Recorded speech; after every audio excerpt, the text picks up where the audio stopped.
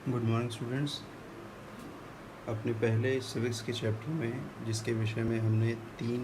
Different examples देखे थे, fingers के, अपनी फैमिली और फ्रेंड्स के, और साथ में हमने समीर की कहानी भी पढ़ी जिसमें ये बताया गया कि किस तरीके से एक नाम वाले लोगों में भी आपस में अंतर है। बिल्कुल वैसे ही जैसे कि हमारी सोसाइटी में, हमारी फैमिली में बहुत सारी विविधता है, वैसे ही हमारे देश में भी बहुत सारी विविधता मिलती है। हमारा देश पूरी दुनिया में दूसरे नंबर पर सबसे ज़्यादा जनसंख्या वाला देश है, और ये जनसंख्या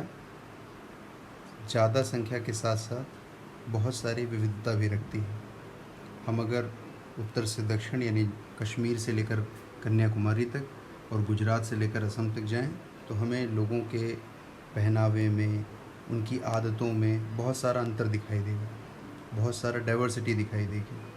और ये डाइवर्सिटी हमें बहुत रिच बनाती है। ये हमारे लिए बहुत उपयोगी है, जैसा कि अपने तीनों एग्जाम्पल से समझा। आपके बुक में बनाए गए किसी भी ड्राइंग या कार्टून में या किसी भी चित्र में जिनमें बहुत सारे रंगों का, बहुत सारे कलर्स का इस्तेमाल है,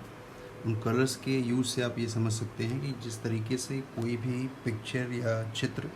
बहुत सारे रंगों से बहुत ज़्यादा अच्छा हो जाता है, उसी तरीके से आपकी सोसाइटी भी बहुत सारी डाइवर्सिटी के साथ एक रिच सोसाइटी बन जाती है, जिसमें सभी की आवश्यकताएं एक दूसरे के साथ जुड़ी होती हैं, एक दूसरे से पूरी होती हैं। और इन चीज़ों को आपकी पुस्तक में बहुत सारी कहानियों और एग्जाम्पल्स के ज़रिए समझाया गया है। जब हम भारत में विविधता की बात करेंगे तो हम स्पष्ट रूप से इस टेबल के ज़रिए ये देख सकते हैं कि किस तरीके से लोगों के ईश्वर की प्रार्थना करने में आपस में अंतर है, उनके शादी विवाह, उनके समारोहों में, उनके अभिवादन के तरीके में, उनके खान पान में, उनके कपड़े पहनने के ढंग में, इनमें काफ़ी कुछ अंतर मिलता है केवल हमारे अपने देश में ही। और ये जो सारी विविधता है, ये सारी विविधता के बावजूद भी आपका देश एक देश है, और हम सब आपस में एक साथ जुड़े हैं, एक साथ बंधे हैं, और हमारी सभी की जो सभ्यता है वो एक सभ्यता कही जाती है।